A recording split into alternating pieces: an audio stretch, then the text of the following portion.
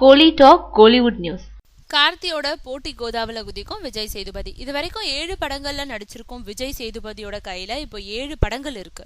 இது தவிரவும் பல கதைகள்ல நடிக்க ஓகே செஞ்சு வச்சிருக்காரு. அந்த வகையில வர 2017 ஆண்டு வரைக்கும் அவரோட கால் ஷீட் டைரி ஃபுல் ஆயிடுச்சு. அதனாலதான் புது கதைகளை இப்போதைக்கு கேட்கறதா இல்லைன்னு சமீபத்துல தெரிவிச்சிருக்காரு அவரு. இந்த நிலையில இது வரைக்கும் முன்னணி ஹீரோக்களோட படங்கள் ரிலீஸ் ஆகும் போது விஜய் சேதுபதி நடிச்ச படங்கள் ரிலீஸ் ஆகாம இருந்துச்சு.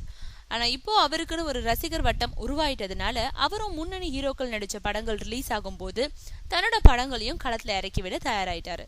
அந்த வகையில செப்டம்பர் 26 கார்த்தி நடிப்பில் வெளியாக இருக்கும் மெட்ராஸ் படத்துக்கு போட்டியா தன்னோட வன்மம் படத்தை வெளியிட்டாரு விஜய் சேதுபதி. இதனால கார்த்தி தரப்பு கடும் அதிர்ச்சி அடைஞ்சிருக்கு.